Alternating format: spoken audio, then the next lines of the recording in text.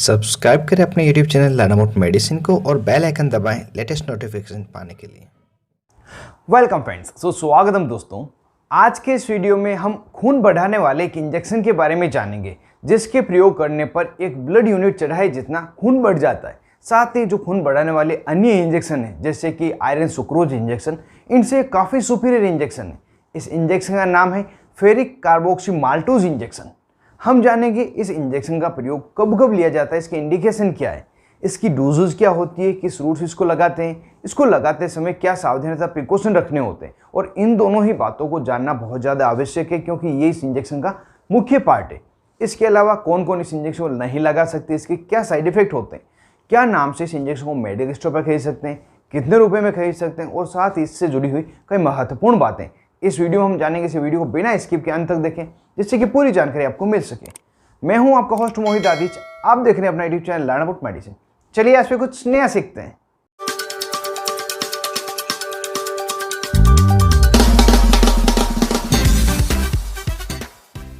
Hello friends, नमस्ते दोस्तों। Ferric carboxy maltose injection एक आयरन डेफिशिएंसी में दिया जाने वाला इंजेक्शन है। इस इंजेक्शन को उन व्यक्तियों में दिया जाता है जिनमें आयरन की टेबलेट या तो नहीं दे सकते या आयरन की टेबलेट देने पर उनमें ज़्यादा फायदा नहीं होता है। यह इंजेक्शन देने पर व्यक्ति में 3.37 ग्राम प्रति डीएल तक हीमोग्लोबिन बढ़ जाता है। इस इंजेक्शन की अगर स्ट्रेंथ तथा पैकेजिंग की बात करें तो यह इंजेक्शन 3 अलग अलग पैकेजिंग में अवेलेबल है जिसमें 2 ml, 10 ml तथा 20 ml की वाइल है। और जो इसकी स्ट्रेंथ आती है प्रति ml 50 मिलीग्राम की इसकी स्ट्रेंथ होती है। इस इंजेक्शन में फेरिक कार्बोक्सी माल्टोज के अलावा सोडियम हाइड्रोक्लोराइड तथा हाइड्रोक्लोरिक एसिड एक्सिपिएंट के रूप में मिलाए जाते हैं जो इस इंजेक्शन की पीएच को एडजस्ट करने का काम करते हैं। अब अगर इस इंजेक्शन के इंडिकेशन को जाने, इसके यूजेस को जाने, किन किन स्थितियों में मरीज को लगाया जाता है, तो जैसा कि आयरन का इंजेक्शन, जब व्यक्ति में आयरन की कमी हो जाती है, आयरन की डेफिशिएंसी हो जाती है या आयरन की डेफिशिएंसी के कारण व्यक्ति में एनीमिया, खून की कमी हो जाती है, जिस कारण से व्यक्ति में थकान रहना, भूख नहीं लगना, कमजोरी से महसूस होना, डिजीनेस लगना, सारे दिन नींद आई जैसा लगना, इस तरह की स्थितियां होती है तो यह इंजेक्शन दिया जाता है। इसके अलावा महिलाओं में हैवी यूटेराइन ब्लीडिंग, मतलब गर्भाशय से बहुत ज़्यादा ब्लीडिंग होने पर उन्हें दिया जाता है। जब ये ब्लीडिंग होती है तो महिलाओं में खून की कमी हो जाती है, हीमोग्लोबिन की कमी हो जाती है, तब यह इंजेक्शन फायदेमंद होता है। या इसके अलावा किसी अन्य कारण से पुरुष या महिला में ब्लड लॉस हो और ब्लड लॉस के कारण हीमोग्लोबिन तथा आयरन तत्वों की बॉडी में कमी हो गई हो तो उनको रिकवर करने के लिए यह इंजेक्शन मरीज को दिया जाए। अब जानते हैं इस इंजेक्शन की क्या डोज होती है, क्या रूट ऑफ एडमिनिस्ट्रेशन होती है। तो इसकी डोज मरीज के वेट तथा उसकी बॉडी में हीमोग्लोबिन के लेवल के अकॉर्डिंग डिसाइड की जाती है। इसके लिए मैंने एक सारणी बनाई है जिससे कि आपको समझने में थोड़ी आसानी हो। जैसा यहाँ पे आप देख पा रहे हैं, इसमें सबसे पहले हीमोग्लोबिन दे रखा है, उसके बाद व्यक्ति का वजन जो कि 35 किलोग्राम से 70 किलोग्राम है और तीसरे नंबर पे 70 किलोग्राम तथा उससे ज़्यादा वजन के व्यक्ति को रखा गया है। यदि कोई व्यक्ति है जिसका हीमोग्लोबिन 10 या 10 से कम है और उसका वजन 35 किलोग्राम से लगाकर 70 किलोग्राम के बीच में है तो उसे 1500 मिलीग्राम यह इंजेक्शन लगाया जाएगा। और यदि इसी व्यक्ति का वजन 70 या 70 से ज़्यादा है तो उसे 2000 मिलीग्राम का इंजेक्शन लगाया जाता है। और सेकंड नंबर पे यदि किसी व्यक्ति का हीमोग्लोबिन 10 है या 10 से ज़्यादा है और उसका वजन 35 किलोग्राम से लगाकर 70 किलोग्राम के बीच में है तो उसे 1000 मिलीग्राम इंजेक्शन लगाया जाएगा। और इस व्यक्ति का वजन अगर 70 या 70 से ज़्यादा है तो उसे 1500 मिलीग्राम इंजेक्शन लगाया जाता है। और यहाँ पे कोई व्यक्ति है जिसका बॉडी वेट 35 से भी कम है तो उस व्यक्ति को सिर्फ और सिर्फ 500 मिलीग्राम इंजेक्शन ही लगाया जाएगा। साथ ही यहाँ पे आप देख पा रहे हैं हीमोग्लोबिन अगर 14 है या 14 से ज़्यादा है और उसमें आयरन तत्वों की कमी है, आयरन की कमी है, तो उसमें भी 500 मिलीग्राम इंजेक्शन ही लगाया जाता है। और रेगुलरली इन व्यक्तियों में आयरन के पैरामीटर को चेक किया जाता है। अब अगर कोई व्यक्ति जो ओवरवेट का पेशेंट है, जो बहुत ही ज़्यादा वजन का है, तो उसमें कितना इंजेक्शन लगाया जाएगा, तो उसमें वह मात्रा लगाई जाती जो 70 किलो या 70 किलो से ज़्यादा व्यक्ति को लगाई जाती। उनके लिए अलग से कोई डोज डिसाइड नहीं है। अब इसकी रूट ऑफ एडमिनिस्ट्रेशन को जान लेते हैं, किस रूट से इसको लगाया जाता है। तो यह इंजेक्शन सिर्फ और सिर्फ IV इंट्रावीनस रूट द्वारा ही लगाया जाता है। इसे सिर्फ नसों में ही लगाया जाता है। इस इंजेक्शन को SC सबक्यूटेनियस या IM इंट्रामस्कुलर रूट द्वारा कभी भी नहीं लगाया जाएगा। ये विशेष रूप से आप ध्यान रखें, चाहे आप मरीज हो या नर्सिंग स्टाफ हो। और इस इंजेक्शन को डाइल्यूट करके या विदाउट डाइल्यूशन दोनों ही तरीके से लगाया जा सकता है। अगर डाइल्यूट करना हो तो इस इंजेक्शन को सिर्फ और सिर्फ 9% NaCl, जिसे हम नॉर्मल सलाइन इन्फ्यूजन कहते हैं, उसी में डाइल्यूट करना होता है। इसके डाइल्यूशन को भी हम यहाँ पे जान लेते हैं किस किस तरह से इसको डाइल्यूट करते हैं।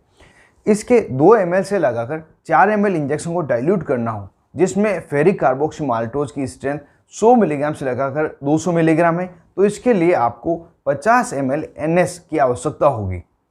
और यदि 4 ml से लगाकर 10 ml की मात्रा इंजेक्शन की हो और 200 मिलीग्राम से 500 मिलीग्राम फेरिक कार्बोक्सी माल्टोज हो, तो उसे 100 ml NS में डाइल्यूट किया जाता है। और इस 100 ml को लगाने के लिए कम से कम 6 मिनट का वक्त लगना चाहिए, इससे कम समय में नहीं लगाना, इससे ज़्यादा समय हो सकता है।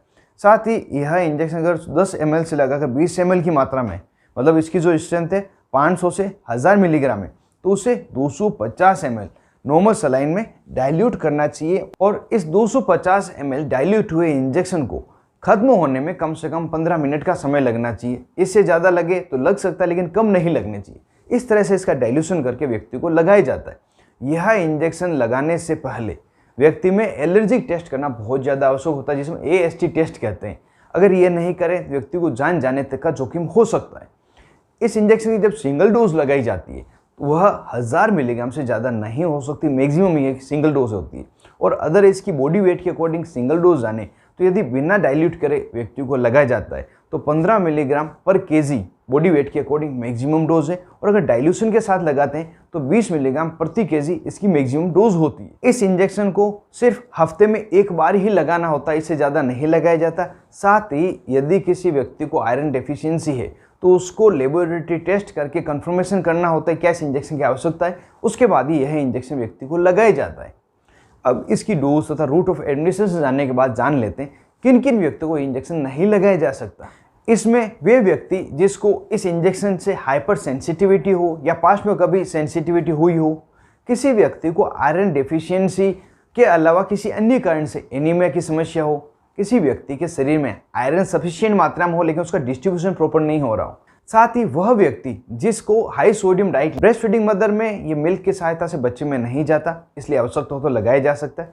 और यदि कोई व्यक्ति है जो बुजुर्ग है, 65 साल से ज़्यादा उम्र का है, तो उसमें यह इंजेक्शन बहुत ज़्यादा आवश्यकता होने पर डॉक्टर द्वारा लगाया जाता है। और उस समय जो इसकी डोज है, कॉमनली जो रिकमेंडेड डोज जिसको हमने जाना था वह नहीं लगाई जाएगी। मरीज को जो आवश्यकता है वह डॉक्टर कैलकुलेट करके उन्हें लगाएंगे। अब वीडियो में आगे इस इंजेक्शन के साइड इफेक्ट को जान लेते हैं। यदि किसी व्यक्ति को अनडिजायर्ड इफेक्ट मिलते हैं तो वो क्या क्या हो सकते हैं। तो कॉमनली जो साइड इफेक्ट देखे गए उसमें व्यक्ति को सिर दर्द हो सकता है, नोजिया तथा वोमिटिंग की शिकायत हो सकती है, ब्लड प्रेशर अचानक से हाई हो सकता है। जिस जगह पे इंजेक्शन लगाए at the site of injection redness होना, इचिंग होना, हाइव्स होना, रेसेस होना, इस तरह की समस्या हो सकती है। हाइपर सेंसिटिविटी रिएक्शन हो सकती है, चेहरे पे सूजन आ सकती है, पूरी बॉडी में खुजली होना, सूजन आना, यह समस्या हो सकती है। पूरी बॉडी में दर्द हो सकता है, व्यक्ति को सर्दी लग सकती है तथा व्यक्ति में राइगर की समस्या भी हो सकती है। यह कुछ साइड इफेक्ट मुख्य रूप से व्यक्ति में देखे गए। ये या इसके अलावा दूसरे अनडिजायर्ड इफेक्ट मिले तो तुरंत ही इस इंजेक्शन को लगाना बंद करें और अपने डॉक्टर से संपर्क। इस इंजेक्शन की वार्निंग तथा प्रिकॉशंस को जान लेते हैं। इस इंजेक्शन को लगाते समय क्या क्या सावधानी रखनी होती है, क्योंकि यह इंजेक्शन हाइपर सेंसिटिविटी बहुत ज़्यादा करता है, साथ ही एनाफिलैक्टोइड रिएक्शन भी यह करता है, जिस कारण से इस इंजेक्शन को लगाने पर व्यक्ति की डेथ तक हो सकती है। इसीलिए इस इंजेक्शन का प्रयोग सिर्फ और सिर्फ हॉस्पिटल में या इंस्टीट्यूशन में ही करना चाहिए, डॉक्टर की देखरेख में करना चाहिए। इसका प्रयोग घर पे नहीं करना चाहिए। और यह इंजेक्शन जब व्यक्ति को लगाया जाता है उसके 30 मिनट तक इसे ऑब्जर्वेशन में रखना आवश्यक है। कोई व्यक्ति है जिसको यह इंजेक्शन एलर्जिक रिएक्शन कर रहा है, कोई तरह के साइड इफेक्ट दिख रहे हैं, तो तुरंत इस इंजेक्शन को लगाना बंद करना चाहिए। कोई व्यक्ति है जिसको स्किन की कोई डिजीज़ है या पूरी बॉडी में उसको खुजली चल रही है, तो बड़ी सावधानीपूर्वक यह इंजेक्शन उन्हें लगाया जाता है। साथ ही इंजेक्शन लगाने पर कई व्यक्तियों में वेन लीकेज के चांसेस रहते हैं। जब इसको वेन लीकेज हो जाएगी तो उस समय स्किन का डिस्कलरेशन हो जाएगा, स्किन में जलन रहेगी, इरिटेशन हो जाएगा, तब भी उस स्थिति में इस इंजेक्शन को तुरंत ही लगाना बंद करना होता है। और कोई व्यक्ति है जिसको किडनी की डिजीज़ है या पार्शियल हीमोडायलिसिस चल रहा है, तो उन व्यक्तियों में एक बार में 200 मिलीग्राम से ज़्यादा इसकी डोज नहीं लगाई जाएगी। इस तरह से कुछ सावधानी रखते हुए इस इंजेक्शन का प्रयोग करना होता है। अब हम जान लेते हैं इस इंजेक्शन को क्या नाम से हम मेडिकल स्टोर पर खरीद सकते हैं, इसकी ब्रांड नेम्स क्या है।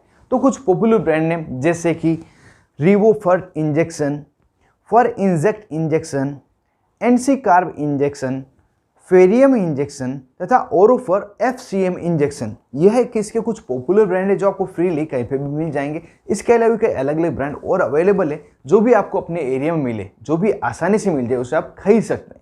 इस इंजेक्शन को जब भी आप खरीदते हैं, फर्दर यूज के लिए रखते हैं, तो उस समय आप इसको रेफ्रिजरेटर में नहीं रखें, साथ ही इसे 30 डिग्री से ज़्यादा टेम्परेचर पर नहीं रखें, रूम टेम्परेचर पे रखना चाहिए। साथ ही इसका जो मूल कंटेनर है उसी में इसको रखें, दूसरे कंटेनर में ट्रांसफर नहीं करें। अब इस इंजेक्शन की प्राइस को जान लेते हैं, क्या क्या इसकी प्राइस होती है। तो इसकी प्राइस इसकी पैकेजिंग तथा स्ट्रेंथ के अकॉर्डिंग अलग अलग है। यहाँ पे हम इसकी पैकेजिंग के अकॉर्डिंग इसकी प्राइस को जान लेते हैं। जो 2 ml का इंजेक्शन है यह आपको 900 रुपये से लगाकर 1000 रुपये की MRP मिल जाता है। 10 ml का इंजेक्शन 3000 रुपये से लगाकर 3400 रुपये की MRP में आपको मिल जाता है। और जो 20 ml का इंजेक्शन है यह 5500 रुपये से लगाकर 5800 रुपये की MRP मिलता है।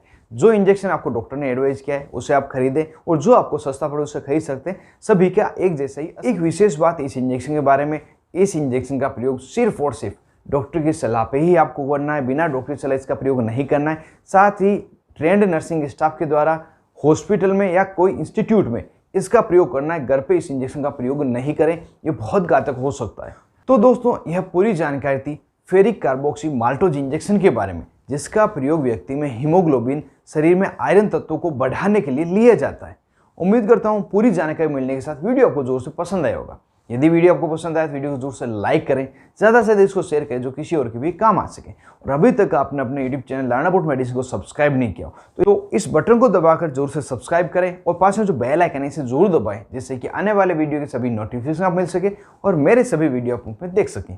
आप थे अपने दोस्त मोहित आदिश के साथ, देख रहे थे अपना YouTube channel learn about medicine. Thank you friends, take care and be care for medicine users.